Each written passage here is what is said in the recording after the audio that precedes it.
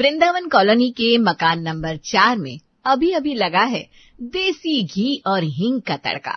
और ये तड़का कॉलोनी में कितने लोगों के मुंह में पानी लेकर आने वाला है और कितने लोग इसकी महक से खींचे हुए सरला के घर पहुंचते हैं। आइए देखते हैं। दिशा बहू, सुमित्रा बहन आई है, ऐसा करो 2 कप चाय बना दो। सही बताऊं तो बहन जी मंदिर से लौट रही थी, आपके घर के बाहर पहुंची ना तो ऐसी खुशबू नाक तक आई, खुद को रोकना मुश्किल हो गया मेरे लिए। बहू एक बात बताओ, क्या बना रही हो भाई? ऐसा खाली से हींग घी का तड़का तो हमारी अम्मा लगाया करती थी किसी जमाने में। आंटी जी, मैंने दाल को छौंका दिया है, आप बैठिए ना, खाना खाकर जाइएगा। मेरे हाथ का खाना खाकर बताइए तो सही कि सिर्फ छौंके की खुशबू अच्छी है या फिर स्वाद में भी कुछ दम है। अरे नहीं नहीं बेटा, तुम्हारे छौंके की खुशबू इतनी मनमोहिनी है कि बिना खाए पेट भर गया मेरा। और बेटा अभी तो सुबह के 9 बज रहे हैं, इतनी सवेरे सवेरे कौन खाना खाता है? बस तुमने पूछ लिया, समझो पेट भर गया मेरा। चलो कोई बात नहीं, बहन जी कह रही है तो तुम ऐसा करो, अभी चाय ही बना दो। इनके लिए भोजन फिर किसी और दिन देख लेंगे। थोड़ी देर बाद सरला की बहू 2 कप चाय हॉल में देकर चली गई। एक बात बताइए, आपके घर में भी तो 2 बहू है, वो कैसा खाना बनाती है? मतलब कोई शिकायत है क्या आपको उनके हाथ के खाने से? नहीं नहीं बहन जी, दोनों बहुएं बहुत अच्छी है। कोई अच्छे कर्म किए होंगे पिछले जन्म में, जो भगवान ने ऐसी बहू दी। पर आजकल की बहू को देख रही हूं मैं, घर के काम के नाम से 100 कदम दूर भागती है। लेकिन मेरी दोनों बहुएं तो बिना कहे पूरा घर संभाले हुए हैं, मुझे तो कुछ सोचना ही नहीं पड़ता। बस एक बात होती है बहन जी की खाना तो सब बना लेते हैं, लेकिन किसी किसी के हाथ के खाने में ना वो बात होती है कि खाने वाला उम्र भर नहीं भूलता। और तुम्हारी दोनों बहू के हाथ के खाने में तो वो जादू है कि पूरी कॉलोनी कुछ ही दिनों में दीवानी हो गई है। देखो बहन जी, अपने मुंह मियां मिट्ठू वाली बात नहीं कर रही हूँ, लेकिन सिर्फ मेरी बहू है ही नहीं, मेरे हाथ का खाना भी लाजवाब बनता है। किसी दिन मौका मिला तो जरूर खिलाऊंगी। अरे वाह, ये हुई ना बात, सास शेर तो बहू है सवा शेर। अच्छा वैसे सच बताऊं तो मजा तो बहू के हाथ की चाय में भी है।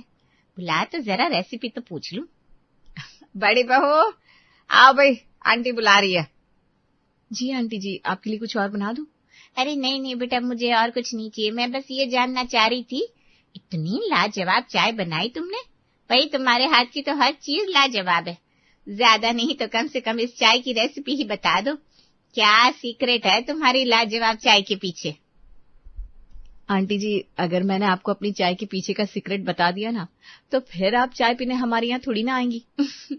और मैं आपका पीछा इतनी आसानी से छोड़ने वाली नहीं हूँ। आप बेफिक्र रहिए, किसी दिन खुद अपने हाथों की लाजवाब चाय पिलाऊंगी, आपको कहने की जरूरत ही नहीं पड़ेगी। और हाँ, जब भी आपको मेरे हाथ की चाय पीने का मन हो ना, बस एक फोन मिला लीजिएगा। दिशा की बातों को सुनने के बाद पड़ोसन बड़ी खुश हो जाती है और दिशा को ढेरों आशीर्वाद देकर खुशी खुशी अपने घर चली जाती है। पड़ोसन सुमित्रा तो चली गई थी, लेकिन बहू दिशा की मीठी बातों का जादू जैसा असर हुआ था उन पर। वो बस आते जाते हर किसी से दिशा के हाथ के स्वाद के ही गुण गा रही थी। 2 दिन बाद, मीनू जी ये लीजिए, आज मैंने कोफ्ते बनाए थे तो सोचा आपको भी चखा दूं। फिर आपके छोटे छोटे बच्चे हैं, कहाँ समय मिल पाता होगा आपको कुछ स्पेशल बनाने के लिए, मैं समझ सकती हूँ। अरे छोटे बच्चों में तो 2 वक्त का खाना बन जाए वही बहुत होता है। ये बात तुमने ठीक कही, प्लीज बैठो ना। वैसे जब से आप लोग नीचे वाले फ्लैट में रहने आए हो ना, कॉलोनी में बड़ी रौनक सी हो गई है। आपके यहाँ भी किसी न किसी का आना जाना लगा ही रहता है। आप बैठिए, मैं आपके लिए चाय बना कर लाती हूँ। कुछ ही दिन में मीनू शालू के लिए चाय बनाकर ले आई थी। तभी मीनू का बेटा कमरे से बाहर आया। मम्मी क्या बात है, आज ऐसा क्या बना दिया जो पूरी किचन खुशबू से भर गई? बेटा मैंने तो अभी कुछ नहीं बनाया, ये तो दिशा अपने हाथ के बने हुए कोफ्ते लेकर आई है, बस उसी का जादू है। अरे आंटी, आपके हाथ के खाने में तो जादू है, इतनी अच्छी खुशबू तो रेस्टोरेंट के खाने में भी नहीं आती। मेरे तो मुंह में पानी आ गया। मम्मा आप गुस्सा तो नहीं होगी ना, आंटी जो सब्जी लेकर आई है खा लूं मैं? अरे हाँ भैया खा ली। और सुनो, हमें भी टेस्ट करवा दो, वरना हमें कैसे पता चलेगा तुम्हारी आंटी के हाथ में जादू है या सिर्फ खुशबू ही खुशबू है। बिल्कुल सही कहा आपने। वैसे आज मैं बहुत थोड़े से कोफ्ते लेकर आई थी, लेकिन प्रॉमिस अगर आपको अच्छा लगा तो जल्दी ही भरपेट खाना खिलाऊंगी अपने हाथ का, वो भी कुछ स्पेशल सा। अगले दिन, अरे भाई दिशा, ऐसा क्या मिलाया था तुमने अपने उन कोफ्तों में कि मेरा बेटा दिन में तीनों टाइम अब सिर्फ कोफ्ता ही खाने के लिए मांग रहा है? अब तुम ही बताओ क्या इलाज है इस परेशानी का? इसमें परेशानी की क्या बात है, फिर से बनाकर खिला दूंगी ना। ये तो अच्छी बात है कि विनय को मेरे हाथ के कोफ्ते इतने पसंद आ गए। सिर्फ विनय को नहीं, मेरी सासू माँ, तुम्हारे भैया, सबको बहुत पसंद आए। सच में जादू है भाई तुम्हारे हाथों में। पड़ोसन के मुंह से अपनी तारीफ सुनने के बाद शालू फूली नहीं समा रही थी। गुप्ता अंकल, मीनू भाभी, सुमित्रा आंटी, एक एक करके मोहल्ले भर में सरला के परिवार की धाक जम गई थी। एक दिन, माँ आज तो गुलाब जामुन खाने का मन कर रहा है, अगर तुम्हारी बहू के हाथ के गुलाब जामुन खाने को मिल जाए तो दिन ही बन जाएगा। चुप कर नालायक, कभी गुलाब जामुन खाने का मन कर रहा है, कभी छोले भटूरे, कभी कोफ्ता। तुझे पता भी है महीने का बजट कहाँ पहुंच गया है? भूल मत, तेरे बाप की कोई मीलें नहीं चल रही। छोटी सी परचून की दुकान पर बैठते हो तीनों बाप बेटे।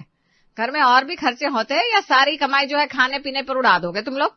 ऐसा है माँ, तुम्हारे पालक पनीर के कोफ्ते और देसी घी पाव भाजी, इन सब का बिल ना मेरे और भैया के नाम पर फाड़ने की कोई जरूरत नहीं है। आप अच्छी तरह जानती हो, ये सब पकवान आपने हमें खुश करने के लिए नहीं, आपकी पड़ोसन को खुश करने के लिए बनवाए थे। हम गरीबों ने तो बस बहती गंगा में हाथ धो लिए। क्यों भैया, मैंने कुछ गलत कहा क्या? अरे बिल्कुल ठीक कह रहा है छोटा। चलो कम से कम कोई तो है इस घर में जो सही को सही, गलत को गलत कह सकता है, वरना ये तीनों सास बहू अपने आगे किसी की चलने ही नहीं देती। देखो तो सही कैसे माँ के सामने पटर पटर जबान चला रहे। तुम तो बड़े नन्हे मुन्ने दूध पीते बच्चे हो ना, तुम्हें थोड़ी ना पता है पड़ोसन को पकवान खिला खिलाकर हम तीनों सास बहू खुशामद आखिर क्यों कर रहे थे। अरे बेटा, बस ये 4 दिन की मेहनत है, उसके बाद तुम देखना पड़ोसियों की किचन होगी और पकवान हमारे। बात आई समझ में? अरे भाग्यवान, तुम्हारी बात समझ में क्यों नहीं आएगी? तुम कौन सा ये जिंदगी में पहली बार कह रही हो? आज तक जितनी बार भी हमने घर बदले हैं ना, तुम्हारी इन्हीं हरकतों की वजह से बदले हैं। लेकिन तुम तीनों सास बहू के ऊपर रत्ती भर का फर्क पड़ने को तैयार नहीं है। अरे दुनिया समाज में 2 पैसे की इज्जत छोड़ोगे कि नहीं हमारी? अरे बाबूजी, आपको पता है इससे पहले हम लोग इंदिरा कॉलोनी में रहते थे। इंदिरा कॉलोनी से वृंदावन कॉलोनी पूरे 10 किलोमीटर दूर है। किसी परिंदे को भी पता नहीं चलेगा कि हम अपनी पुरानी कॉलोनी छोड़कर क्यों आए हैं। आप ना ये सामाजिक मान सम्मान की ज्यादा चिंता मत कीजिए। चिंता करनी है तो अपनी जेब में रखे हुए गरम गरम नोटों की करिए। और हम तीनों सास बहू ना उन्हीं पैसों को बचाने के लिए इतनी मेहनत करते हैं।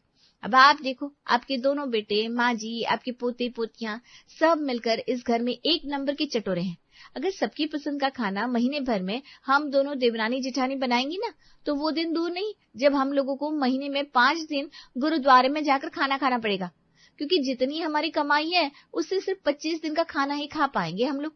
हमारे घर में भी तेल रिफाइंड पानी की तरह खर्च होता है। हाथ भर की चटोरी जबान है घर में सबकी। और ये चिंटू की उम्र 5 साल है, लेकिन महीने में 75 पकवान की फरमाइश तो अकेले यही कर देता है। मम्मा, पहले तो आप कहती थी मैं आपका राजकुमार हूँ, और आजकल मुझे छोटा राक्षस कहने लगी हो। आप ऐसा क्यों कर रही हो मेरे साथ? अरे ऐसी कौन सी माँ होगी जो अपने बेटे के खाने को नजर लगाए? हाँ तो बेटा, ऐसा कोई बेटा भी तो नहीं होता जो दिन में 3 टाइम नहीं 6 टाइम खाना मांगता हो। अब ये सब बातें बनाना छोड़ो और सीधे सीधे ये बताओ, कुछ ढंग का खाना बना रही हो कि नहीं आज? लगता है पड़ोसियों की किचन में तड़का लगाने का समय आ गया है। हाँ, आप लोग बस देखते जाओ। अरे सुमित्रा आंटी, मैं बोल रही हूँ दिशा। अरे हाँ बेटा, कैसी हो तुम? आज कैसे याद आ गई आंटी की? अरे आंटी जी, मम्मी ने बताया कि आपकी दोनों बहुएं मायके गई हुई हैं। मैंने सोचा अब आप भी तो मेरे लिए माँ जी की तरह है ना। अब कहाँ इस उम्र में आप अपने लिए खाना बनाएंगी? और वैसे भी उस दिन आपको मेरे हाथ की छौंके वाली दाल बहुत पसंद आई थी ना। तो मैंने सोचा आज आपको अपने हाथ के खाने का स्वाद चखाई देती हूँ। अरे बेटा, सच में बड़ी किस्मत वाली है सरला बहन, जो तुम्हारे जैसी बहू है उनके घर आई है। तुमने मेरे बारे में इतना सोचा, उसके लिए बहुत बहुत धन्यवाद बेटा। अब तुम इतना जिद कर रही हो तो ऐसा करो, 1 कटोरी दाल भिजवा देना। अरे बस यही तो दिक्कत है ना आंटी जी, मेरे हाथ की 1 कटोरी दाल में आज तक किसी का पूरा पड़ा नहीं है। अरे जिसको 1 रोटी खानी होती है ना, वो स्वाद स्वाद में 4 खा ही जाता है। और फिर आप शिकायत करेंगी मैंने आपके लिए खाना भिजवाया भी और आपका पेट भी नहीं भरा। अगर ऐसी बात है बेटा तो फिर तुम ही बताओ, इस परेशानी का क्या हल है? हल है ना आंटी जी, 1 कटोरी नहीं, मैं आपके लिए पेट भर के दाल बना देती हूँ। और सिर्फ दाल क्यों, आज का पूरा डिनर मैं आपके लिए बना देती हूँ। थोड़ी देर में आपके यहाँ आ रही हूँ, आपके किचन में आप ही के साथ बात करते हुए खाना बना दूंगी। आप बताइए कैसा लगा मेरा आइडिया? अरे बेटा, ये तो बहुत अच्छी बात सोची। ठीक है, आ जाओ आ जाओ। दिशा कुछ ही देर में पड़ोसन सुमित्रा के यहाँ पहुंच गई थी। इधर दिशा ने खाना बनाना शुरू किया था कि थोड़ी देर में उसका बेटा चिंटू भी पहुंच गया। मम्मा, मुझे बहुत तेज भूख लगी है, मेरे लिए कुछ अच्छा सा खाने के लिए बना दो ना। अरे बेटा, मैं तो यहाँ पर आंटी के लिए खाना बनाने आई हूँ, तुम जाओ दादी से कहकर बनवा लो। अरे नहीं बेटा, सरला बहन को कहाँ परेशान करेगा ये। तुम एक काम करो, चिंटू से पूछ लो उसे क्या खाने का मन है। अब जब खाना बना रही है तो चिंटू भी यही खाना खा लेगा। वो क्या है ना आंटी जी, चिंटू अपने पापा के बिना खाना नहीं खाता, इसलिए घर पर ही खाने दो उसे। अरे हाँ बेटा, मेरा ध्यान नहीं रहा, माफ करना। ऐसा करो, सिर्फ चिंटू और उसके पापा नहीं, सरला बहन, भाई साहब, शालू, सबकी पसंद का खाना यही बना लो। आज सब लोग मिलजुल कर यही खाना खा लेंगे। अच्छा, अगर ऐसी बात है तो खाली दाल बनाना तो ठीक नहीं लगेगा आंटी जी। दाल के साथ मीठे में गुलाब जामुन, आलू के नान, पनीर, बटर मसाला और थोड़ा सा मटर पुलाव भी बना देती हूँ, ठीक रहेगा आंटी जी? अरे हाँ, पर बेटा तुम इतना सब अकेली कैसे बनाओगी? अब अगर पूरा परिवार यही खाना खा रहा है तो मैं शालू को बुला लेती हूँ ना, मेरी मदद कर देगी, इसी बहाने पार्टी हो जाएगी सबकी। अच्छा, मैं ऐसा करती हूँ, चिंटू के पापा को फोन कर देती हूँ, थोड़ा पनीर और मावा लेते आएंगे। इतने सारे लोगों का खाना यहाँ बनेगा तो खर्चा तो बढ़ेगा ही ना। अरे बेटा, कमाल करती हो तुम। अब तुम हमारे बारे में इतना सोच रही हो तो क्या मैं पनीर और मावे का खर्चा भी नहीं कर सकती?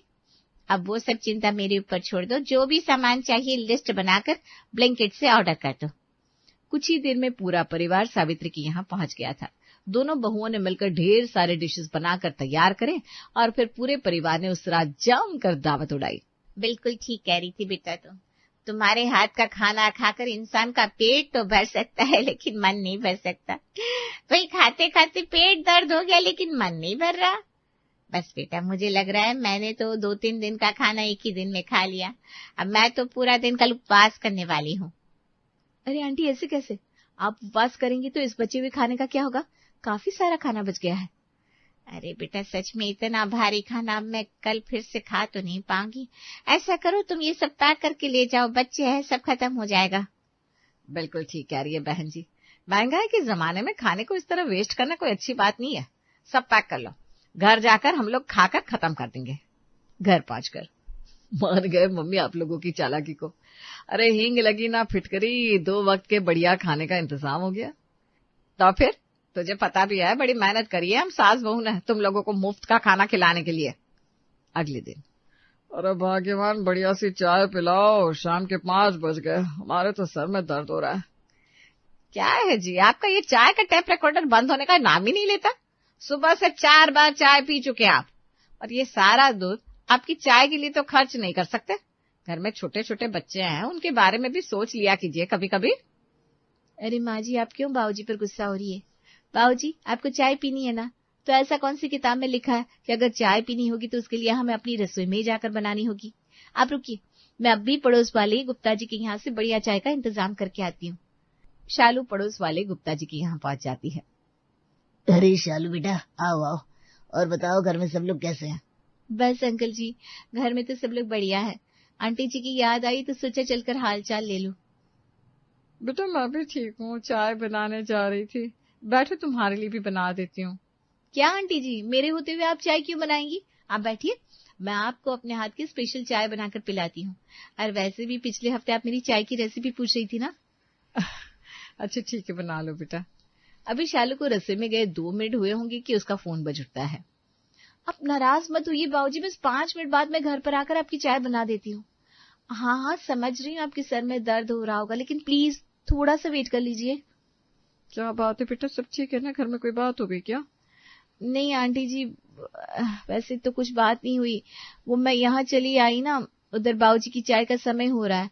अगर उन्हें समय पर चाय न मिले तो थोड़े परेशान हो जाते हैं। अरे तुम मनमोहन को बोलो ना, चाय यहाँ बन रही है, यहीं आकर पी लेंगे। और बहू के हाथ की चाय चाय यहाँ पिए या वहाँ, क्या फर्क पड़ता है? अंकल जी, वो घर में 4 लोग हैं ना, पापा अकेले कैसे आएंगे? कोई बात नहीं, मैं चलती हूँ, फिर किसी दिन आऊंगी। अरे नहीं नहीं बेटा, तुम सबकी चाय यहीं बना लो, मैं भाई साहब को फोन करके चाय पार्टी की दावत देता हूँ। अंकल जी, अगर चाय पार्टी की बात आपने कर दी है तो चाय के साथ कुछ समोसे वगैरह बना दूं क्या? बना लो भाई, हमें तो तुम्हारे हाथ का स्वाद चखने को मिल जाएगा। बस फिर क्या था, पूरे परिवार ने आज गुप्ता जी के यहाँ जमकर चाय समोसे उड़ाए और आदतन बचे हुए समोसे घर के लिए भी पैक कर लिए। पड़ोसियों की किचन अपना खाना बनवाने का ये सिलसिला कई महीनों तक लगातार ऐसे ही जारी था कि एक दिन मीनू के यहाँ लंच करते समय दिशा और शालू के पिछले मोहल्ले में रहने वाले पड़ोसी मिल जाते हैं। अरे दिशा, शालू, तुम लोग यहाँ हो? हमारा मोहल्ला छोड़ने के बाद यहाँ नया मकान खरीदा तुम लोगों ने? जी, सही पहचाना। अच्छा, हम लोग चलते हैं। अरे ऐसे कैसे? इतनी मेहनत से खाना बनाया तुमने, अच्छे से खाओ तो, और बच्चों के लिए भी पैक करके ले जाना। अब उनके लिए घर जाकर क्या अलग से बनाओगी? नहीं, उनका मैं देख लूंगी, अभी हम लोग चलते हैं। किसी तरह शालू और दिशा पड़ोसन के यहाँ से वापस अपने घर लौट आती है उनके जाने के बाद। अरे मीनू, सच सच बताना, ये दोनों अक्सर ही पूरे परिवार के साथ खाना तेरे यहाँ खाती है ना? खाना भी कोई सिंपल दाल चावल सब्जी रोटी नहीं खाते होंगे, एक से बढ़कर एक शाही वैरायटी बनाती होगी ये दोनों आकर। हाँ बनाती तो है, लेकिन ये सब तुझे कैसे पता? अरे मुझसे ज्यादा इन्हें और कौन जानेगा। हमारे मोहल्ले में 2 साल रहकर आए हैं ये लोग, इनका धंधा है। ये पहले पड़ोसियों के साथ मीठी मीठी बातें करके उनके साथ संबंध अच्छे बनाते हैं, फिर महीने में 15 दिन पड़ोसन के यहाँ खाना खाकर अपना बजट बचाते हैं। हमारे मोहल्ले में तो सब उनकी चाल समझ गए थे और लोगों ने ना उनकी तरफ देखना ही बंद कर दिया था। बेचारे शर्मिंदगी में मोहल्ला छोड़कर तुम्हारे यहाँ रहने आए हैं, और देखो यहाँ आकर भी इन्होंने फिर से वही सब शुरू कर दिया। तो इसका मतलब ये सब जानबूझकर खाना देकर जाना, अपने हाथ का खाना टेस्ट करवाना, मीठी बातें करना, ये सब एक ट्रैप था? और नहीं तो क्या। इन लोगों को इग्नोर नहीं करेगी ना तो तेरे घर का सारा राशन लूट कर खा जाएंगे ये लोग। एक नंबर के चटोरे हैं। मीनू को जैसे ही सरला के पूरे परिवार की असलियत पता चली, उसने पूरे मोहल्ले में ये बात आग की तरह फैला दी, और उसके बाद वही हुआ जिसका सरला के परिवार को डर था। पूरे मोहल्ले में कोई भी अब उनकी चिकनी चुपड़ी बातों में फंसने को तैयार नहीं था। अरे देख रही हूँ, पूरे मोहल्ले में लोग हमें देखकर मुंह पर दरवाजा बंद कर दे रहे, नमस्ते तक का जवाब नहीं दे रहे कि कहीं हम उनके घर खाने न पहुंच जाए। अरे हद हो गई। अब अगर इज्जत प्यारी है तो बांध लो अपना बोरिया बिस्तर यहाँ से। बस फिर क्या था, पूरे परिवार को शर्मिंदगी में अगले 1 महीने के अंदर ही मोहल्ला छोड़कर किसी नए पड़ोसी की रसोई की तलाश में निकलना पड़ा, क्योंकि कहते ना, चोर चोरी से जाए, हेरा फेरी से ना जाए। शकुंतला और उसका परिवार फेंकने में माहिर है, जैसे मानो अंबानी के बाद उनका ही दूसरा नंबर हो। घर के सभी लोग खुद को विदेशी समझते हैं और ऐसे दिखाते हैं कि उनके आगे कोई कुछ भी नहीं है। एक रोज शकुंतला की काम वाली आने में लेट कर देती है। शकुंतला उसे देखते ही कहती है, अरे रंजू की माँ, तू अभी आ रही है? कुणाल की फ्लाइट आती होगी, काम पड़ा है पूरा, चल जल्दी से हाथ चला। माँ जी, वो घर में दामाद आया हुआ था तो इसी में लगी थी, देर हो गई। अरे कहाँ से आया है तेरा दामाद? यहीं बंगाल से। मेरी बेटी ना बहुत खुश है उनके साथ, और इस गरीब माँ को क्या चाहिए? कुछ भी नहीं, ना कभी मांगता है, ना ही बेटी को मेरी कुछ लेने देता है। ओह, यहीं बंगाल में रहता है तेरा दामाद? मेरी बेटी और दामाद तो विदेश में रहते हैं। कोरिया का नाम सुना है कभी? वहीं रहते हैं दोनों। जब भी आते हैं सबके लिए वहाँ से नया नया सामान लेकर आते हैं। आप लोग ना बढ़िया आदमी है, मैं तो गरीब कितनी मुश्किलों से गुजारा करती हूँ। चल चल, ये सब काम छोड़ और काम में मन लगा। रंजू की माँ जल्दी जल्दी हाथ चलाना शुरू कर दे, ये आते ही होंगे। ऑस्ट्रेलिया गए हुए थे, बहुत अच्छा देश है वो, क्या वादियाँ रहती है वहाँ की, आने का दिल ही नहीं करता। मैं तो कितनी बार गई हूँ, क्रिसमस पे वहाँ का नज़ारा देखने लायक होता है। मैंने इनसे कहा भी क्रिसमस तक रुक जाओ, लेकिन इन्होंने कहा कि मेरे बिना क्या क्रिसमस। हाँ भाभी, मेरे ऐसे नसीब का कि मैं इतनी बड़ी जगह जा पाऊँ। अरे तू नहीं जा सकती तो क्या है, मैं तुझे तस्वीर दिखा दूंगी वहाँ की, एक से एक है। चल चल अब काम कर। रंजू की माँ काम में लग जाती है। इतने में ही कुणाल आता है, और कुणाल के आते ही मीनू उसके आगे पीछे करने लगती है। मुंह हाथ धुलो, मैं चाय लेकर आती हूँ।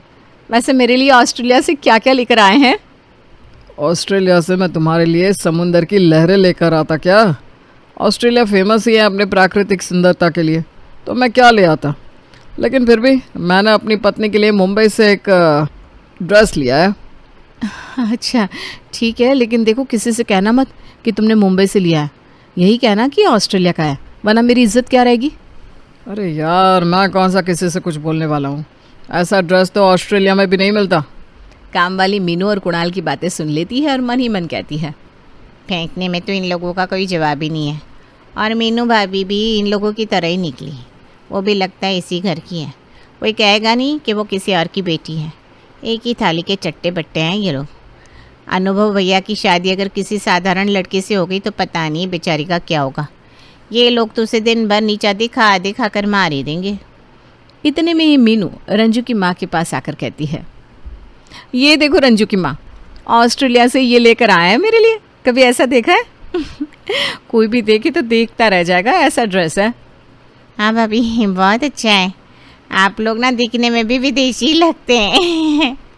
मैंने तो जापान से अपना कॉलेजिंग पूरा किया है। भारत तो मैं अपनी शादी के वक्त ही आई थी। अच्छा अच्छा, चलिए अब चलती है। हाँ मैं। इसी तरह दिन बीतने लगते हैं और एक रोज़ मीनू की कुछ सहेलियाँ उसके घर आती हैं। मीनू को देखकर उसकी सहेलियाँ कहती हैं, यार तेरे बालों का राज क्या है? इतने घने, सिल्की और सुंदर लहरा रहे हैं, पूछो मत यार। मुझे बहुत पसंद है तेरे बाल, तू क्या लगाती है ज़रा हमें भी बता, मेरे बाल तो झाड़ू की तरह है। मीनू मुस्कुरा कर कहती है, यार मैं ऐसे नहीं बताती, लेकिन अब तुमने पूछा है तो बता देती हूँ। राइस वाटर से बाल धोती हूँ मैं। ये तुझे किसने बताया? अरे कौन बताएगा, जापान में सब राइस वाटर से ही तो बाल धोते हैं। मैंने अपनी कॉलेजिंग वहीं से पूरी की है ना। हाँ, ही तो मैं इंडिया अपनी शादी के वक्त ही थी। हमें तो पता ही नहीं था, हमारे पास एक विदेशी दोस्त भी है। ये टेबल क्लॉथ भी सुंदर लग रहा है, थोड़ा डिफरेंट है। यहाँ इस तरीके का कुछ नहीं मिलता ना। अरे नहीं यार, यहाँ कहाँ कुछ मिलता है। ये ना मैंने जापान से मंगवाया था। वहाँ के डिज़ाइंस यार पूछो मत, देखने लायक होते हैं। यार मेरे लिए भी मंगवा दे। सब सहेलियाँ फिर खाने पीने में लग जाती हैं। खाते वक्त एक सहेली कहती है, यार अब अनुभव की भी शादी की उम्र हो गई है, उसके लिए कोई लड़की देख रही है कि नहीं? हाँ देख तो रही हूँ, लेकिन हमारे टाइप कोई मिले तब ना। हाँ, लड़की थोड़ी विदेशी हो। तेरे घर में तो सब विदेश में कहीं ना कहीं रहे हुए हैं ना। ऐसा कुछ नहीं है, बस अच्छी और सुंदर हो।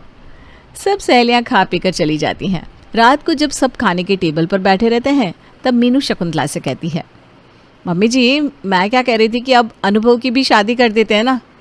हाँ, अब उसकी तो उम्र हो गई है, लड़की देखना शुरू करते हैं।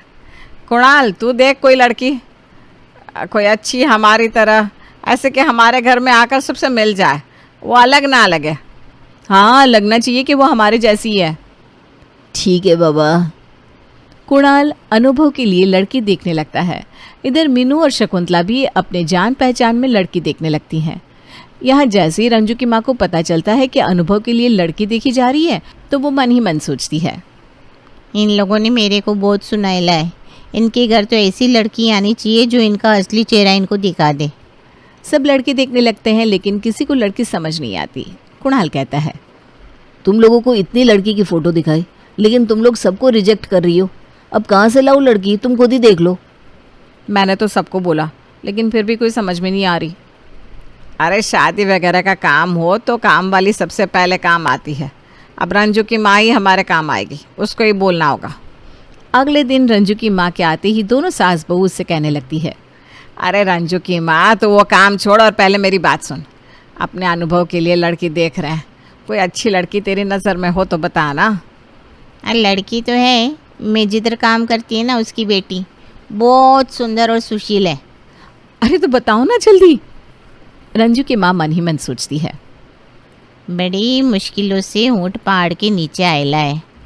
पलक इनको बराबर का सबक सिखा सकती है, उसी के बारे में बताती है मैं। अरे क्या हुआ, बताओ ना कुछ। वो ना पलक नाम है उसका, देखिए उसकी तस्वीर। यहाँ से मैं उधर ही काम करने के लिए जाऊँगी, मैं जाकर बात चलाती है ना। हाँ हाँ, जो मेरे अनुभव की शादी हो गई ना तो तुझे सोने की चेन पहनाऊंगी। रंजू की माँ पलक के घर में अनुभव के रिश्ते की बात चलाती है। दोनों परिवार आपस में मिलते हैं और दोनों बच्चों का रिश्ता पक्का कर देते हैं। पलक को एक पैसे वाला और अच्छा परिवार मिल जाता है। शादी होकर पलक अनुभव के घर आ जाती है। जैसे ही पलक का गृह प्रवेश होता है वैसे ही मीनू कहती है, ये लो तुम्हारी मुँह दिखाई, खोल के देखो इसमें क्या है। अरे बाबा देखो तो क्या है। जी भाभी। पलक गिफ्ट खोलकर देखती है और उसमें से एक पर्स निकलता है। कैसा लगा तुम्हें? ये ना मैंने जापान से मंगवाया है, सुंदर है ना? हाँ भाभी, अच्छी है पर्स। फिर एकता पलक को मुंह दिखाई देते हुए कहती है, भाभी ये कोरिया से लाया हुआ मेकअप किट है, वहाँ के मेकअप की बात ही कुछ और है। अब तुम भी ना यही मेकअप करना, भीड़ से अलग दिखोगी, लोग पूछेंगे कहाँ से मेकअप करवाया है। ठीक है दीदी। मेरा मेकअप कैसा लग रहा है भाभी? मैंने भी ना कोरिया से मंगवाया हुआ फाउंडेशन यूज़ किया है। अब हाँ, अच्छा लग रहा है दीदी। पलक और अनुभव अपने कमरे में चले जाते हैं। कमरे में पलक एक फ्लावर पॉट को देखती है। ये पॉट तो बहुत सुंदर लग रहा है। सुंदर तो होगा ही, फिनलैंड से जो मंगवाया है, मैं अक्सर आता जाता रहता हूँ वहाँ। ओह सही है तब तो। पलक और अनुभव सो जाते हैं। अगले दिन शकुंतला पलक के कमरे में जाकर उससे साड़ी और कुछ जेवर देते हुए कहती है, बहू तू ये साड़ी और जेवर पहनकर तैयार हो जा, ये ना मैंने स्पेशली रशिया से मंगवाया है। जी मम्मी जी। वो मन ही मन सोचती है, ये मुझे कैसा ससुराल मिला है, जब देखो सब यही जताते रहते हैं कि वो लोग कितने विदेशी हैं। पलक नहा धोकर तैयार हो जाती है और शकुंतला उससे कहती है, बहू अब तू नाश्ता बनाकर अपनी रस्म पूरी कर ले। जी मम्मी जी। पलक को कुछ समझ में नहीं आता कि क्या बनाए, इसलिए वो चूड़ा और आलू मिलाकर कुछ अलग सा बनाकर सबको परोसती है। नाश्ता देखकर सबकी आंखें बड़ी छोटी होने लगती है।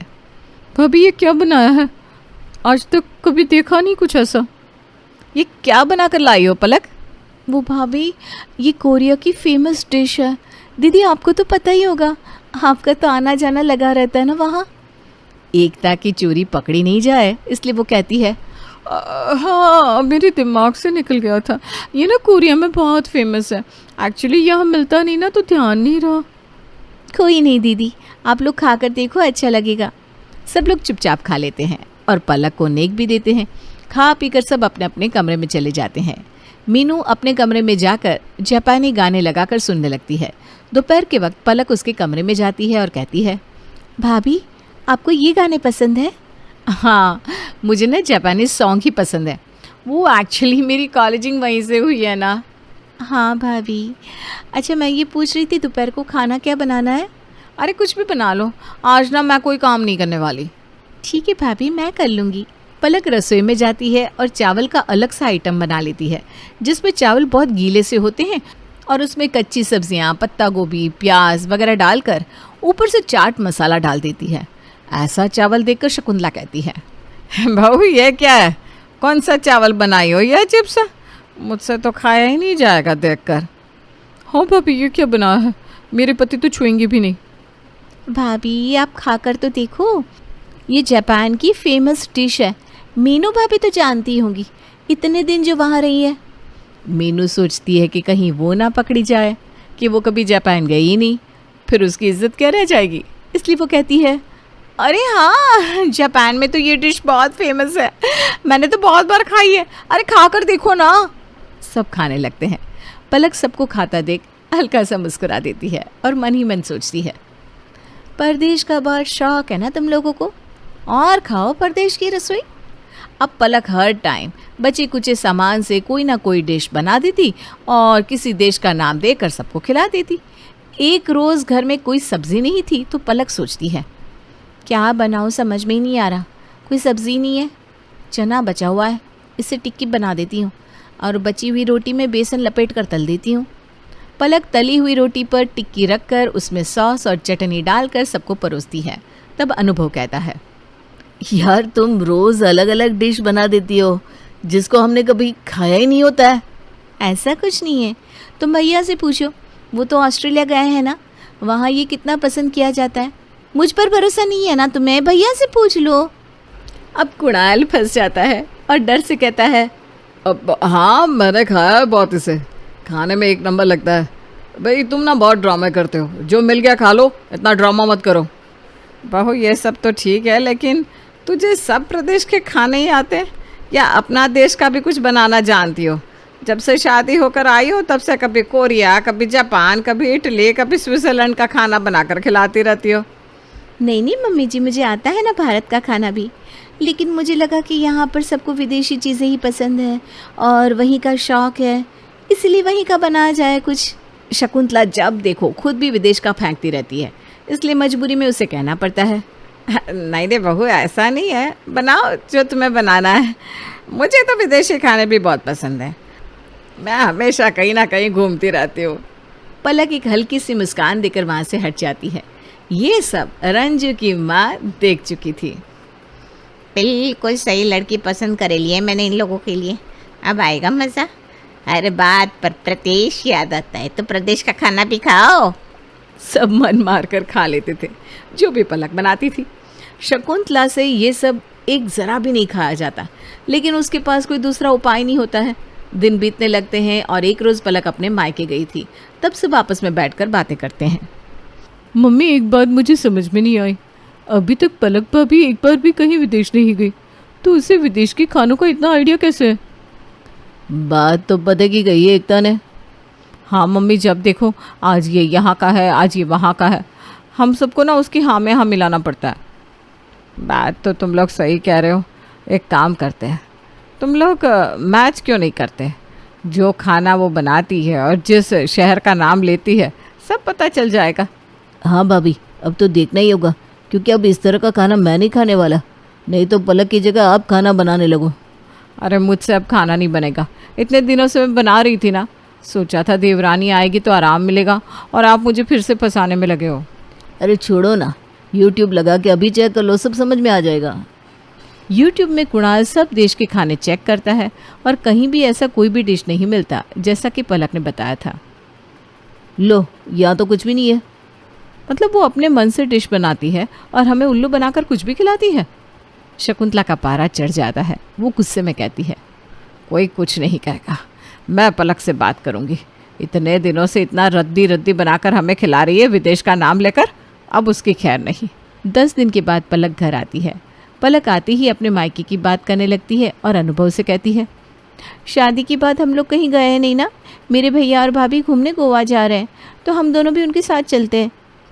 अनुभव कुछ कहता है उससे पहले मीनू वहाँ आकर कहती है, क्या पलक, गोवा? सीरियसली तुम्हें वहाँ जाना है? मैं तो स्विट्ज़रलैंड गई थी अपने हनीमून पर। अनुभव, तुम भी इसे लेकर विदेश चले जाओ, इसे क्या भी पता होगा। नहीं भाभी, मुझे अपने देश में ही घूमना है कहीं। पलक रसोई में चली जाती है। बहुत विदेश विदेश का गुणगान करते हैं ना ये लोग, ऐसा खाना बनाऊंगी कि सब भूल जाएंगे। पलक पालक की एक डिश बनाती है और उसमें बहुत सारे मिर्च डालकर सबके सामने परोस देती है। ये बाली की फेमस पालक रेसिपी है, उंगलियां चाटते रह जाओगे आप सब खाकर। बहू, बहुत दिनों तक तुमने हम लोगों को बेवकूफ़ बनाया, कभी ये यहाँ का है, कभी ये वहाँ का है, कोई तेरा ये खाना नहीं खाने वाला। हम कोई बेवकूफ़ नहीं बैठे यहाँ। पलक, तुम खुद को बहुत स्मार्ट समझती हो क्या? जैसे हमें कुछ पता ही नहीं चलेगा। ये कोई बाली वाली की डिश नहीं है, हमें उल्लू बनाया जा रहा है इतने दिनों से। तभी हंसते हुए ताली मारते हुए पलक कहती है, अच्छा, मैं आप सबको इतने दिनों से उल्लू बना रही हूँ, तो आप लोग इतने दिनों से क्या कर रहे हैं? आप लोग भी तो सबको उल्लू बनाते रहते हो। ये फिनलैंड की ज्वेलरी है, ये स्विट्ज़रलैंड का पॉट है, कोरिया का मेकअप है, तो पर्स जापान का है। ये सब क्या है? सबकी बोलती बंद हो जाती है। इस हाथ दे तो उस हाथ ले, मैंने कुछ अलग नहीं किया, वही किया बस जो आप लोग इतने दिनों से करते आ रहे हो। और सब एक साथ बोल पड़ते हैं, हमें तो हमारा भारत ही पसंद है, अब यहाँ का खाना और यहीं का रहना चलेगा, विदेश का नहीं। हमें तो हमारा भारत ही पसंद है, अब यहाँ का खाना और यहीं का रहना चलेगा, विदेश का नहीं। जेठानी और देवरानी की खट्टी मीठी नोक-झोंक तो आपने कई बार देखी ही होगी, कई बार उनके झगड़े भी सुने होंगे, क्योंकि अगर जेठानी देवरानी के रिश्ते में ये चीजें ना हो तो उस रिश्ते में और ससुराल में मजा नहीं आता। अब हमारी दिव्या और सोनिया को ही ले लीजिए, जब देखो बस एक दूसरे से नोक झोंक ही करती रहती है। अरे अब इतना सब बनाया ही था तो मेरे लिए एक कप चाय भी बनाई देती। क्या भाभी, अब खुद के लिए चाय तो आप बना ही सकती है ना, और वैसे भी थोड़ा तो काम कर लिया करिए, आपका वजन बढ़ता जा रहा है। क्या मेरा वजन बढ़ रहा है? तुम अगर काम करती हो तो मैं भी इस घर का आधा काम करती हूँ। हाँ तो बना लीजिए अपने लिए चाय, पूरा कप। मैं चलती हूँ, मेरा फेवरेट सीरियल आ रहा है। किस एंगल से ये मेरी देवरानी है? बस नाम की इससे बड़ी हूँ मैं, बाकी बात तो ये मेरी कोई नहीं मानती। दिव्या और सोनिया, जेठानी और देवरानी तो थी, लेकिन सोनिया दिव्या की एक भी बात नहीं मानती थी। लेकिन आज की सुबह कुछ अलग ही थी। पता नहीं सूरज शायद गलत दिशा से उग गया हो कि सोनिया दिव्या से इतनी तमीज से और प्यार से पेश आ रही थी, जिसे देखकर हर कोई हैरान था। अरे सुनिए, ये आप मत लीजिए, ये पराठे मैंने स्पेशल भाभी के लिए बनाए हैं। किसके लिए? दिव्या भाभी के लिए। किसके लिए? लगता है मेरे कान खराब हो गए हैं। मैंने कहा कि ये पराठे मैंने स्पेशली दिव्या भाभी के लिए बनाए हैं। क्यों इतना शॉक्ड हो रहा है ऐसे? अरे कहीं इसमें जमाल गोटा तो नहीं डाल दिया तूने? अरे आप कैसी बात कर रही हैं माँ जी? मैं क्यों दिव्या भाभी के खाने में जमाल गुट्टा डालने लगी? अरे बीमार पड़े उनके दुश्मन। अरे तुम अपने बारे में क्यों बोल रही हो बीमार होने का? हाँ, कुछ भी मत बोलिए। मैं क्यों अपनी इतनी स्वीट सी जिठानी की दुश्मन होने लगी भला? यहाँ आओ जरा, यहाँ आओ। क्या कर रहे हैं आप? अरे चेक कर रहा हूँ, कहीं बुखार तो नहीं है ना? ऐसी अजीब सी बातें कर रही हो। एक मिनट, कहीं सर पे कोई चोट वोट तो नहीं लगी तुम्हें? आओ मैं देख लेता हूँ। मजाक मत कीजिए, मैं बिल्कुल ठीक हूँ। मजाक मैं कर रहा हूँ या तुम? क्या हो गया है तुम्हें? तुम सामने रखा पानी भी भाभी को मुश्किल से देती हो। आज उनके लिए स्पेशल पराठे बनाए। अरे वो तो मैं ही मूर्ख थी जिसे हीरे की परख नहीं थी, लेकिन अब ना मेरी आंखें खुल गई हैं। किसकी आंखें खुल गई है? अरे इस मूर्ख की भाभी, मेरा मतलब है सोनिया की। उसने स्पेशली आपके लिए पराठे बनाए हैं। क्या? मेरे लिए? कुछ भी मत बोलिए देवर जी। जरूर इसमें इसने ढेर सारी मिर्ची डाली होगी, तभी ये सब कह रही है। अरे भाभी आपकी कसम, मैंने इसमें कुछ नहीं डाला। आप खा कर तो देखिए। देखा देखा, कसम भी मेरी झूठी खा रही है। एक मिनट रुकिए, ये देखिए, मैं आपको ये खाकर दिखाती हूँ। मैंने सच में आपके लिए ये स्पेशल पनीर की पराठे और कॉफी बनाई है। अरे कहीं मैं सपना तो नहीं देख रही हूँ? नहीं भाभी, ये सच है। पहले मुझे भी ऐसा ही लगा था, लेकिन ये सच में बदल गई है भाई। आइए ना भाभी, बैठिए ना, नाश्ता कर लीजिए। आइए आइए। हाँ हाँ, मैं आती हूँ ना अचार लेकर। अरे आप क्यों तकलीफ कर रही हैं? मैं हूँ ना, मैं ले आती हूँ अचार। वाह, ये तो बिल्कुल ही बदल गई है। गीता से बिल्कुल सीता हो गई है।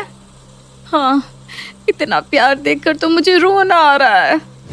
सोनिया के अचानक बदले हुए अवतार ने सबको हैरान कर दिया था। पहले तो सबको लगा कि ये सिर्फ 1-2 दिन के लिए है, लेकिन जब सोनिया ने सच में दिव्या के प्रति अब अपना बर्ताव बदल दिया था, तो उसे देखकर उसका सारा ससुराल अब हैरान था। क्या तुम दिव्या का जन्मदिन मनाना चाहती हो? सच में?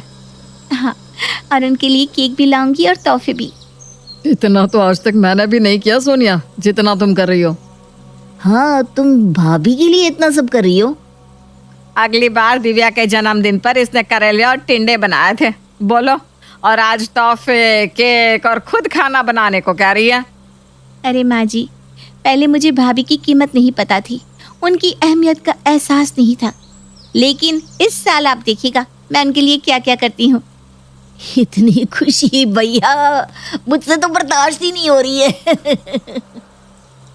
ये सब हम दोनों से ही बर्दाश्त नहीं हो रहा है। दिव्या तो देखकर कहीं पागल ही ना हो जाए।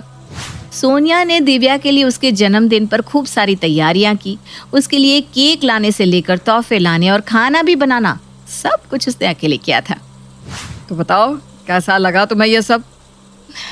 ये सब मेरे लिए किया है आपने?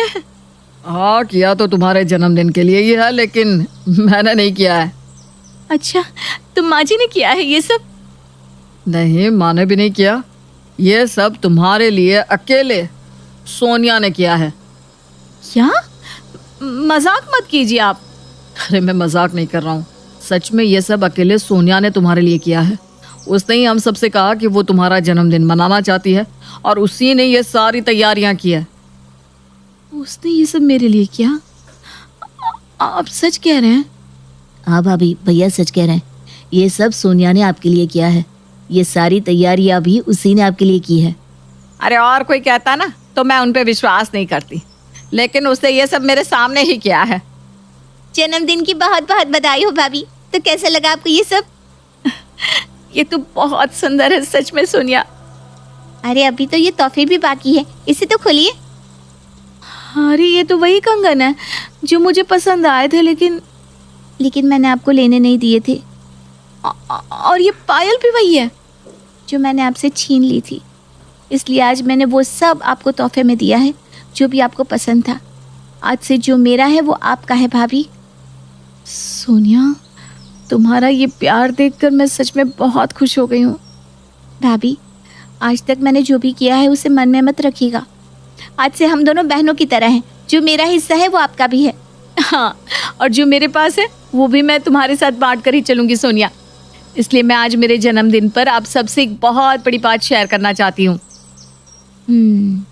फाइनली भाभी वो बात कह रही है। मैं तो कब से इंतजार कर रही थी जब से मैंने वो बात सुनी थी। हाँ, यही नंबर है लॉटरी का। मुझे तो यकीन नहीं हो रहा कि मेरे हाथ में 25 लाख की लॉटरी की टिकट है। लेकिन ये ना मैं किसी को नहीं बताऊंगी, वरना नजर लग जाएगी। इसे तो मैं संभाल के रख दूंगी। अरे सोनिया बहू, कहाँ गुम हो गई?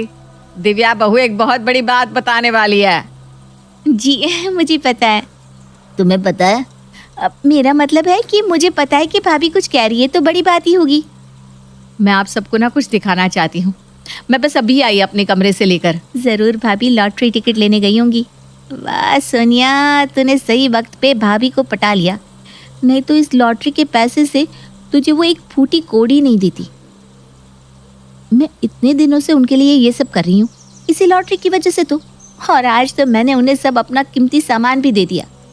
खैर कोई नहीं, लॉटरी के पैसों से मैं और भी बहुत कुछ ले लूंगी। 25 लाख, उसमें से भाभी मुझे आधी तो दे ही देंगी। क्या बात है सोनिया, तुम बड़ी खुश लग रही हो। आज लॉटरी लग गई है ना मेरी माँ जी। लॉटरी? अरे आज भाभी का जन्मदिन है ना, और हम दोनों एक साथ भी हो गए तो लॉटरी ही लग गई ना हमारी। हाँ, वो इनके साथ तो हमारी भी लग गई लॉटरी। दोनों साथ में अब कभी नहीं लड़ेंगी। ये लो, दिव्या भी आ गई। पता नहीं क्या लेकर आई है ये हाथ में। खजाना है माँ जी, खजाना। माँ जी, मैं आप सबको ये दिखाना चाहती हूँ। ये कौन सा कागज है दिव्या बहू? माँ जी, ये मैंने डोनेशन का चेक बनाया है। अब जैसे सोनिया ने कहा कि आज से सब कुछ आधा आधा है, तो आधा ये भर देगी और आधा मैं। हाँ भाभी, हम सब आधा आधा ले लेंगे। आइए ना, चिंता मत कीजिए। सच में आज मैं बहुत खुश हूँ। मेरी देवरानी कितनी अच्छी है। आपको पता है, कुछ दिन पहले मेरी सहेली की 25 लाख की लॉटरी लगी थी, लेकिन उसने अपनी देवरानी को एक फूटी कौड़ी नहीं दी। लेकिन मैं तो अब से सोनिया के साथ सब कुछ शेयर करूंगी। ये डोनेशन भी हम दोनों आधा आधा करेंगे, जैसे उसने मुझे ये सारा सामान दे दिया। क्या आपकी सहेली की लॉटरी लगी थी? हाँ, क्यों? अरे इससे क्या हुआ? लगता है खुशी बर्दाश्त नहीं हो रही इससे। हाँ, ये बात तो है। आज इसने सब कुछ दे दिया, अपना सामान भी और डोनेशन भी। हाँ, इसकी तो लगता है लग गई है। क्या? अरे लॉटरी, और क्या? मेरी तो सच में लग गई है। लॉटरी नहीं, वाट। तो आपकी लॉटरी लगी क्या? कैलाश और घनश्याम बचपन के दोस्त थे। दोनों ने अपना पूरा बचपन साथ में बिताया था। लेकिन अपने बिजनेस के चक्कर में घनश्याम दूसरे शहर में रहने चला गया और कई सालों तक दोनों दोस्तों की आपस में कभी मुलाकात नहीं हुई। कैलाश के घर में उसकी पत्नी के अलावा एक बेटी सीमा और बेटा देवेश था। वहीं घनश्याम के परिवार में उसकी पत्नी दीपा और बेटी रूपाली और एक बेटा दीपक था। दोनों दोस्त फोन पर एक दूसरे से काफी बातें करते रहते थे, लेकिन दोनों के परिवार एक दूसरे से कभी नहीं मिले थे। घनश्याम ने अपने बिजनेस में बहुत तरक्की कर ली थी और वो काफी पैसे वाला बन गया। वहीं दूसरी तरफ कैलाश एक सरकारी स्कूल में हेडमास्टर था और उसका परिवार मिडिल क्लास था। कई सालों के बाद घनश्याम ने वापस अपने पुराने शहर में जाकर अपने दोस्त कैलाश से मिलने के बारे में सोचा। घनश्याम जैसे ही इतने सालों के बाद उनके घर पहुंचा तो उसे देखकर कैलाश और उसकी पत्नी रुक्मिणी बेहद खुश हुए। जानता है, एक अरसा बीत गया तुझे देखे, कभी अपने दोस्त की याद नहीं आई। आ जाओ मेरे यार, गले लग जा। अब शिकायतें मत कर, अब बस बैठकर बातें करेंगे और खाना खाएंगे। क्यों भाभी? बिल्कुल भाई साहब, आपका दोस्त कब से आपकी इंतजार में बैठा था। 2 दिन से मेरी जान खा रहे हैं। इन्हें सब पता है कि आपको खाने में क्या पसंद है और क्या नहीं। अरे इतने सालों का इंतजार पूरा हुआ है। मेरा जिगरी दोस्त लौट कर आया है। भाई, इनसे मिल, यह है मेरी बेटी सीमा और बेटा देवेश। वाह बे वाह, बड़ी सुंदर बेटी है तुम्हारी। और बेटा तो बिल्कुल भाभी पर गया है, हीरो लगता है दिखने में। अब अंदर भी आएंगे या यहीं दरवाजे पर पूरे परिवार का परिचय करवा देंगी? क्या भाभी, अब जब इसने अपने परिवार से मिलवा दिया तो मुझे भी तो ये मौका दीजिए। यह है मेरी पत्नी दीपा, बेटी रूपाली और बेटा दीपक। बच्चे तो तुम्हारे भी हीरो हीरोइन से कम नहीं है, बड़े प्यारे बच्चे हैं। आओ आओ बेटा, अंदर आ जाओ। दोनों दोस्तों के परिवार कई वर्षों के बाद एक दूसरे से मिले थे। सबने साथ में मिलकर खाना खाया और अच्छा समय व्यतीत किया। शाम के वक्त जब चारों बच्चे घूमने के लिए बाहर चले गए, घनश्याम, रुक्मिणी, दीपा और कैलाश बैठकर आपस में बातें करने लगे। बस यार, जिंदगी में बहुत पैसे कमा लिए, अब बेटे और बेटी की शादी ठीक से हो जाए और कुछ नहीं चाहिए। ठीक कहते हो दोस्त, मुझे भी अपने बच्चों के लिए अच्छे जीवन साथी की तलाश है। बेटी को अच्छा पति और घर में एक अच्छी बहू आ जाए बस। वैसे अगर आप लोग बुरा ना माने तो मेरे दिल में एक बात थी। हाँ हाँ कहिए ना भाभी, क्या बात है? हम सब एक ही परिवार के तो लोग हैं, कोई किसी की बात का बुरा क्यों मानेगा?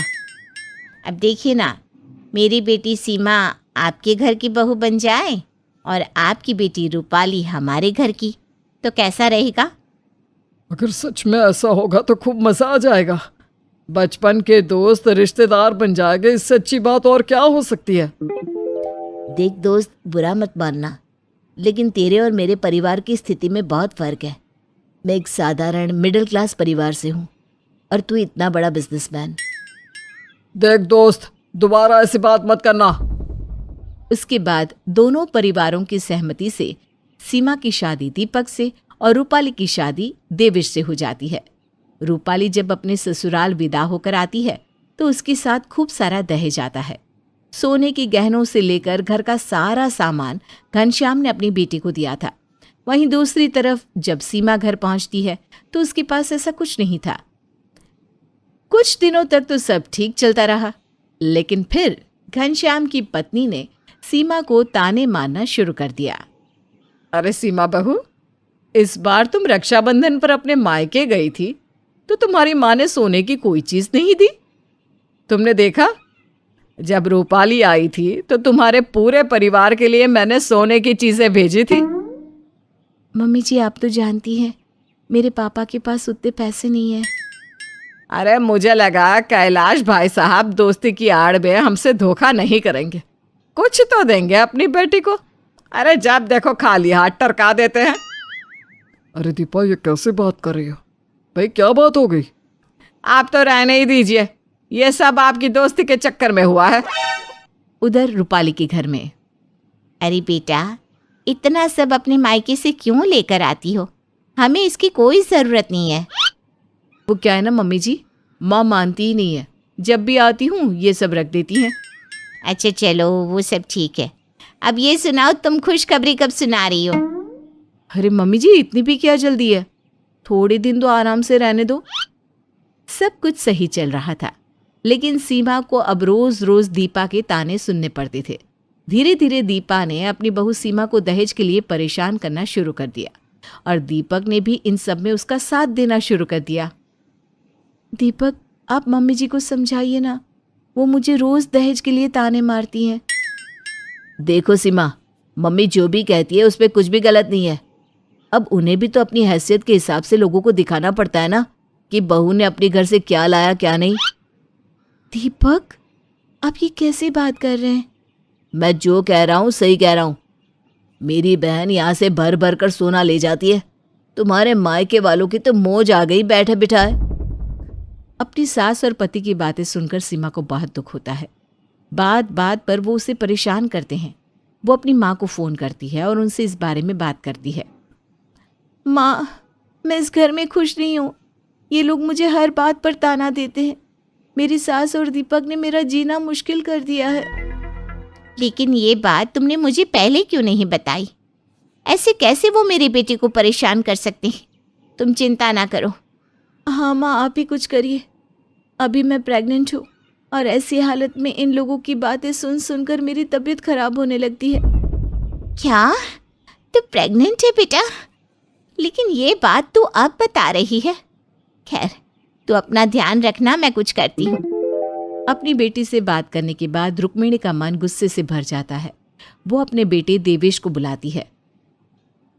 क्या हुआ माँ? तू बस अपनी बीवी के पास बैठे रहना। तुझे अपनी बहन की जरा भी फिक्र है या नहीं? लेकिन माँ, हुआ क्या है? वो दीपक और उसकी माँ ने तेरी बहन का जीना मुश्किल किया हुआ है। दहेज मांगते हैं हमारी बेटी से। तेरे पापा की दोस्ती ना होती उस घर से तो मैं अच्छी तरह सबक सिखाती उन लोगों को। अगर ऐसा है तो उन लोगों ने बहुत गलत किया। माँ, हमें कुछ करना चाहिए। देख बेटा, वो लोग इस घर की बेटी को परेशान कर रहे हैं और उनकी बेटी हमारे घर की बहू है। इस नाते अब हम उससे परेशान करेंगे, तब उन लोगों को अकल आएगी। हाँ माँ, बात तो आपकी सही है। अब आप देखती जाओ कैसे सबक सिखाता हूँ मैं इन लोगों को। क्या करने वाले थे देवेश और रुक्मिणी? क्या था उनका प्लान? क्या दीपा समझेगी या टूटेगी दोनों परिवारों के बीच दोस्ती? जानने के लिए देखिए इस कहानी का अगला भाग। जैसा कि हर नई नवेली दुल्हन को शौक होता है अपना घर, किचन और हॉल सजाने का, ठीक वैसे ही सपने अपने मन में दबाए हीना अपने ससुराल पहुंच गई थी। कुछ दिन बाद कितने मन से अपनी पसंद का ये डिनर सेट खरीदा था, लेकिन समझ में नहीं आ रहा इसको रसोई में रखूं तो रखूं कहाँ। इतना छोटा सा किचन है, बर्तनों को रखने के लिए जगह ही नहीं है। ऐसा करती हूँ, डाइनिंग टेबल पर रख देती हूँ। जब जरूरत होगी यहीं से निकाल कर इस्तेमाल कर लिया करूंगी। अरे बहू, ये क्या किया तूने? ये इतना बड़ा डब्बा डाइनिंग टेबल पर क्यों रख दिया? ये कोई डब्बा रखने की जगह है क्या? मम्मी जी, ये डब्बा नहीं है, ये मेरा डिनर सेट है जो मैं शादी में अपने साथ लाई हूँ। अब रसोई में कहीं नए बर्तनों को रखने की जगह ही नहीं है, इसलिए मैंने इसे डाइनिंग टेबल पर रख दिया। अरे बेटा, पर तुझे किसने कहा नया डिनर सेट बाहर निकालने के लिए? पहले ही रसोई में कितने बर्तन रखे हुए हैं, इनकी जरूरत क्या है? जा अपने बर्तन वापस कमरे में रखा। मम्मी जी, ये बर्तन अब बहुत पुराने हो गए हैं, इन्हें हटाकर नए बर्तन निकाल लेते ना। अरे आप एक बार देख तो लो, मैं कितना बढ़िया डिनर सेट लाई हूँ। देखो तो, ये कल की आई लड़की अब हमें सिखाएगी कौन से बर्तन अच्छे हैं कौन से खराब। तुझे पता भी है ये बर्तन कोई आम बर्तन नहीं है, बड़े खास बर्तन है ये। तेरे ये बर्तन इनका क्या मुकाबला कर पाएंगे? माँ जी, ये दाग धब्बे वाले काले पीले टूटे पिचके बर्तन आपके लिए बहुत खास है। अच्छा, मुझे भी तो पता चले आखिर क्या खास है इनमें। अरे ये पतीली देख रही है, पूरे 100 साल पुरानी है ये। मेरी सास ने मेरी सास को दी थी ये पतीली। और ये कटोरियाँ, इंदौर तो क्या दिल्ली के बाजार में भी इसके जैसे डिजाइन की कटोरी नहीं मिल सकती। 3 पीढ़ियों से इस्तेमाल कर रहे हैं हम ये बर्तन। अरे हमारे पुरखों की अमानत है ये। ये बड़ी नए बर्तन लाने वाली। मम्मी जी, आपकी ये कटोरी ग्लास का डिजाइन अब इंडिया तो क्या पूरे दुनिया में नहीं मिलेगा, क्योंकि ऐसे बर्तन 100-150 साल पहले लोग इस्तेमाल करते थे। अब कौन ऐसे बर्तन इस्तेमाल करेगा? अच्छा एक बात बताओ, आपको ये कढ़ाई आपकी सास की सास ने दी थी ना? क्या आप कभी मिली भी थी उनसे? कभी देखा था? नहीं ना। मतलब जिन्हें कभी देखा तक नहीं, उनकी अमानत संभाल कर रखी हुई है, और आपकी इकलौती बहू अपने हाथों से खरीद कर लाई है, उसकी कोई वैल्यू नहीं। तू जाकर अपना काम कर, ये ज्यादा गुना भाग मुझे मत सिखा। और हाँ, अगर आज के बाद कभी भी मेरे बर्तनों को रसोई में से हिलाने की कोशिश भी की ना, तो मुझसे बुरा कोई नहीं होगा।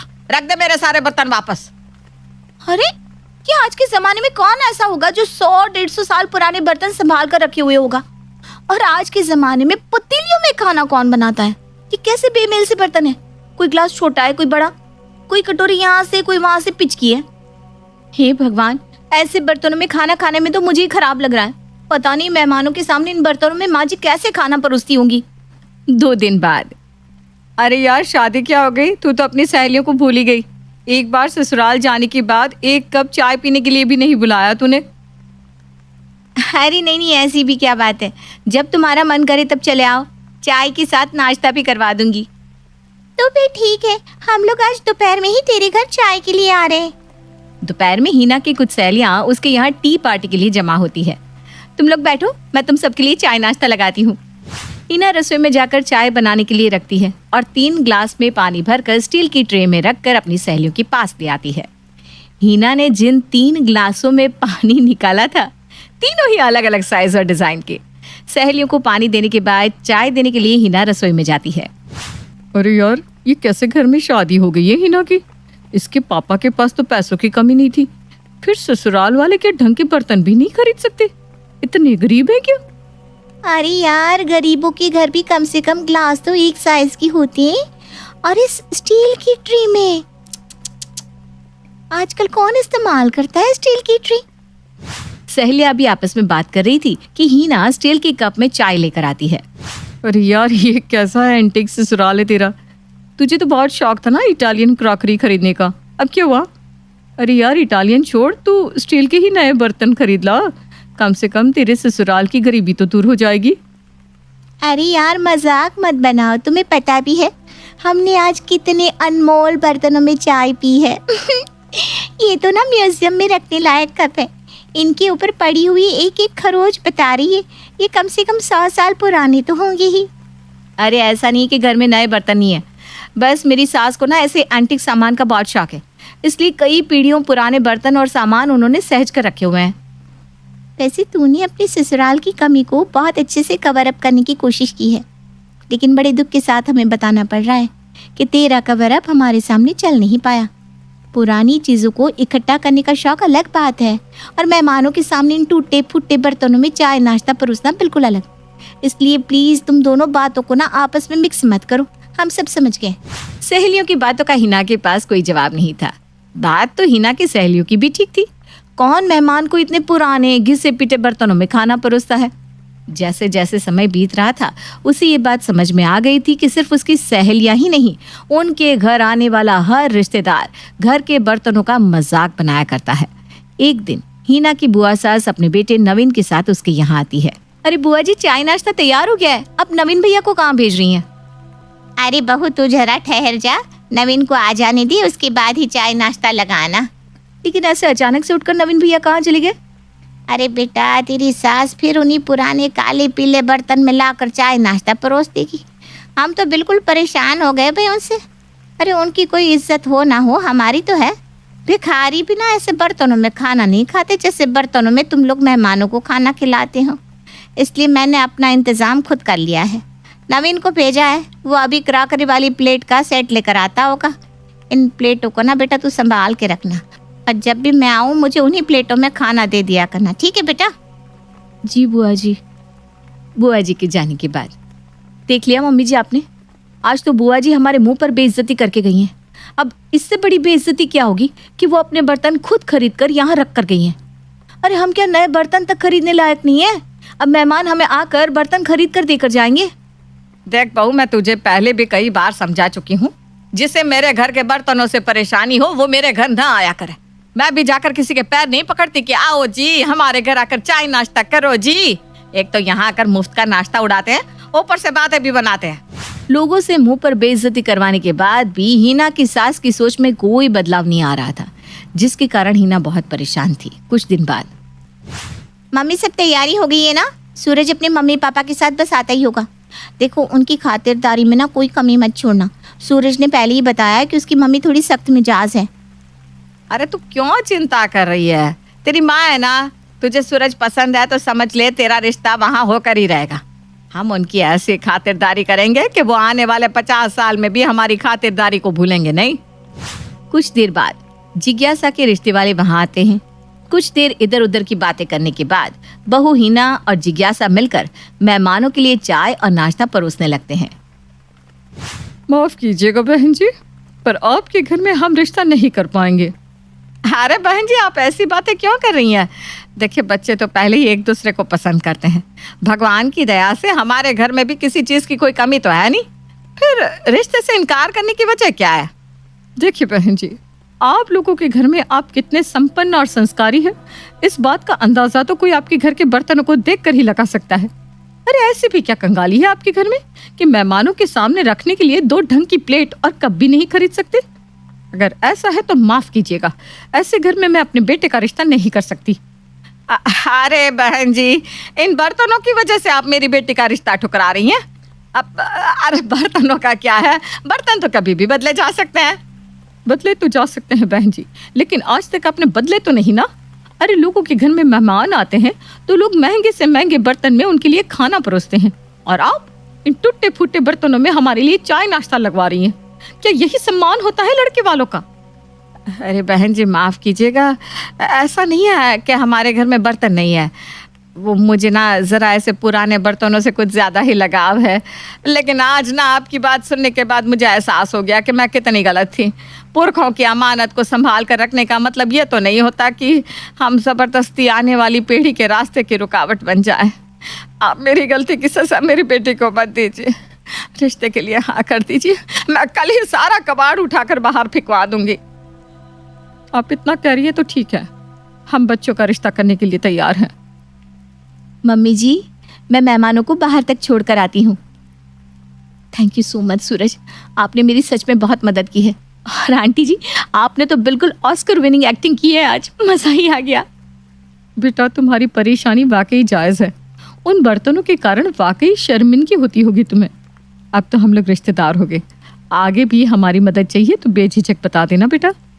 ननद और होने वाले नंदोई की मदद से आखिरकार हीना को उन पुराने बर्तनों से छुटकारा मिल ही जाता है। आशा की 2 बहुएं हैं। बड़ी बहू सुलेखा बहुत सुंदर और गोरी है। छोटी बहू अंशिका का रंग बहुत काला है। इस कारण आशा अपनी दोनों बहुओं में बहुत भेदभाव करती है। क्या आशा कभी समझ पाएगी कि रंग से कुछ नहीं होता, बस दिल अच्छा होना चाहिए? या फिर आशा की ये सोच घर की सुख शांति बर्बाद कर देगी? आइए जानते हैं। सुलेखा बहू, सुलेखा बहू। आशा की आवाज सुनकर अंशिका वहां आ जाती है और अपनी सास से कहती है, माँ जी दीदी तो छत पर गई हैं कपड़े सुखाने के लिए, कुछ चाहिए क्या आपको? अंशिका, तुमसे कितनी बार बोला है कि एकदम से मेरे सामने मत आया कर। तुझे देखकर मेरा दिमाग खराब हो जाता है। जा जाकर सुलेखा को भेज। इतने में सुलेखा आ जाती है। माँ जी आ गई मैं, बताइए क्या काम है? आज हमें महाराज की बहू की गोद भराई की रस्म में चलना है, तुम जल्दी से जाकर तैयार हो जाओ। ठीक है माँ जी। अंशिका तुम भी जाकर तैयार हो जाओ। सुलेखा बहू ये क्या बोल रही हो? अंशिका हमारे साथ नहीं जा सकती। क्यों माँ जी? क्योंकि अगर ये हमारे साथ जाएगी तो घर का काम कौन करेगा? तुम आकर खाना बनाओगी हैं? अंशिका तुम जाओ अंदर और घर का काम देखो। अंशिका अंदर चली जाती है। तभी आशा सुलेखा से कहती है, बहू तो पागल है क्या? हर जगह तू अपनी देवरानी को साथ लगाकर घूमती है। तुझे पता है जब तुम दोनों एक साथ चलते हो ना तो ऐसा लगता है कि दिन और रात साथ साथ चल रहे हैं। माँ जी क्यों करती हैं आप ऐसी बातें? वो जैसी भी है इस परिवार का हिस्सा है, वो हमारे साथ चल सकती है। देख बहू, मैं इसे अपने साथ गोद भराई के फंक्शन में नहीं ले जा सकती।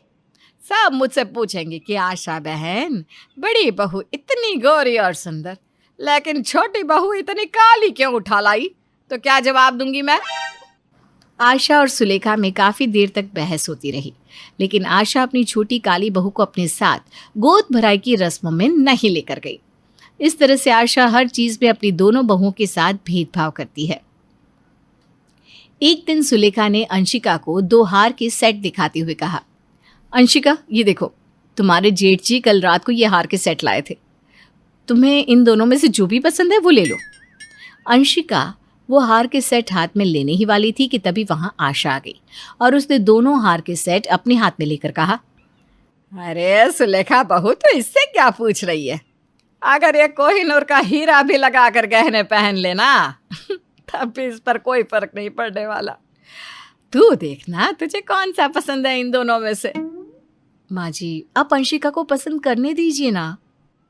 और अगर मैं पसंद कर लूंगी तो क्या आफत आ जाएगी? देख सुलेखा बहू, तू ना ये वाला हार पहनेगी और अंशिका ले तू ये पकड़। सुलेखा के बार बार मना करने पर भी आशा ने अंशिका को सस्ते हार का सेट दे दिया और सुलेखा को महंगे वाला। आशा के जाने के बाद सुलेखा ने अंशिका से कहा, अंशिका माँ की बातों का ना बुरा मत माना करो, माँ तो ऐसे ही कहती हैं, तुम्हें इन दोनों हार में से जो भी पसंद हो तुम वही लो। सुलेखा भाभी क्या बुरा मानो, अब तो माँ जी की ताने सुनने की आदत पड़ गई है। और रही इस हार की बात, तो माँ जी सच ही तो बोल कर गई हैं कि अगर मैं कोहिनूर हीरे से बना हार भी पहन लूँ तब भी रहूँगी तो वैसी की वैसी। लेकिन ये हार माँ जी ने आपके लिए पसंद किया है और आप इसमें सच में बहुत अच्छी लगेंगी। अंशिका ये बोलकर वहां से चली जाती है। अंशिका को अपनी सास की बातों का बुरा तो बहुत लगता है, लेकिन वो अपनी सास से कुछ नहीं कहती। एक दिन अंशिका अपने 13 साल के बेटे राहुल और पति देव के साथ बैठी थी। तब राहुल ने कहा, पापा, दादी माँ को हमेशा उनके रंग को लेकर ताने सुनाती रहती है और माँ के साथ भेदभाव भी करती है। मुझे बिल्कुल अच्छा नहीं लगता। आप दादी को समझाओ ना। बेटा अच्छा तो मुझे भी नहीं लगता। तेरी दादी को तो मैं तब से समझा रहा हूँ जब से तेरी माँ इस घर में आई है। लेकिन उसे कुछ समझ में ही नहीं आता।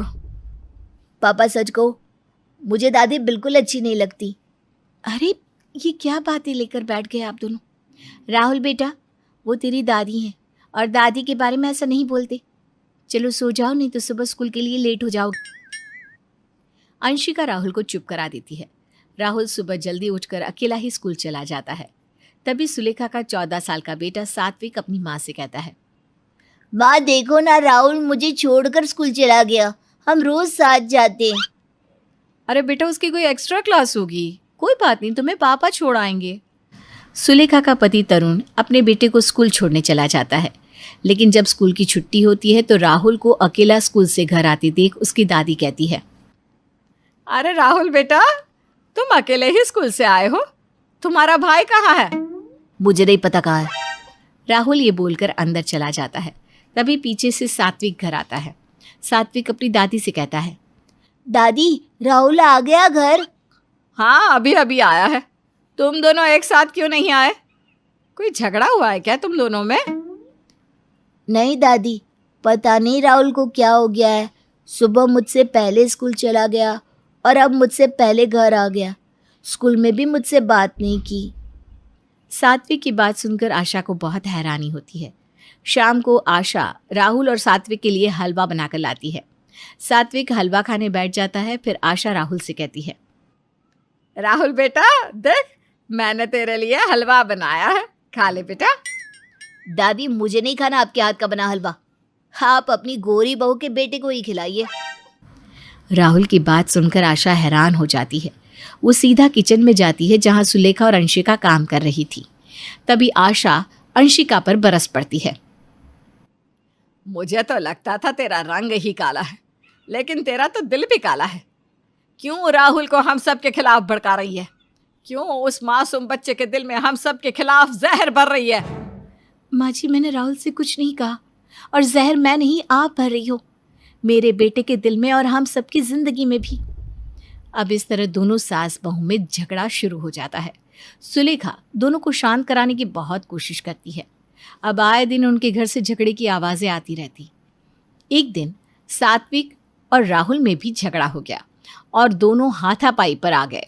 अंशिका, सुलेखा और आशा तीनों उनके बीच की लड़ाई को शांत करवाती है। शर्म नहीं आ रही तुम दोनों को? भाई होकर दुश्मनों की तरह लड़ रहे हो। सात्विक, अपने छोटे भाई को क्यों मारा तुमने? राहुल, ये सिखाया मैंने तुम्हें कि अपने बड़े भाई पर हाथ उठाओ। सात्विक तुझसे बड़ा है, अगर उसने कुछ बोल भी दिया तो तू सुन नहीं सकता क्या? अंशिका बहू, तो चुप ही हो जा। ये राहुल आज जो इतना बिगड़ गया है ना, ये सब तेरी वजह से। तू ही इसे न जाने क्या क्या सिखाती है। न जाने कौन सा मनहूस दिन था जब तू इस घर में आई थी। दादी, आप मेरी माँ से तमीज से बात करो। मैं अपनी माँ की इंसल्ट और बर्दाश्त नहीं कर सकता। कहीं ऐसा ना हो कि मेरे मुंह से कहीं कुछ निकल जाए और बाद में मुझे उसका पछतावा हो। हे ऊपर वाले, कैसे दिन के लिए तूने मुझे जिंदा रखा था? जिस पोते को मैं अपनी जान से ज्यादा प्यार करती हूँ, वो मुझसे इस तरह से बात करेगा? हे भगवान, ये सुनने से पहले तूने मुझे अपने पास क्यों नहीं बुला लिया? इस तरह आशा के दोनों बहुओं के बीच भेदभाव करने से अब घर के बच्चों में लड़ाई शुरू हो गई और उनके घर की सुख शांति भंग हो गई। इस सब से छुटकारा पाने के लिए देव ने तरुण से बात की। भैया, हमारे बीच कभी भी लड़ाई झगड़ा नहीं हुआ, लेकिन हमारे बच्चे आपस में लड़ने लगे हैं। हाँ सच में, कहीं ऐसा ना हो कि ये छोटा मोटा झगड़ा आगे चलकर नफरत का रूप ले ले। हमें कुछ करना होगा। भैया, कहते हुए अच्छा तो नहीं लग रहा, लेकिन हमें घर का बंटवारा कर लेना चाहिए। हमारे बच्चे अलग रहेंगे तभी लड़ाई से बच सकते हैं।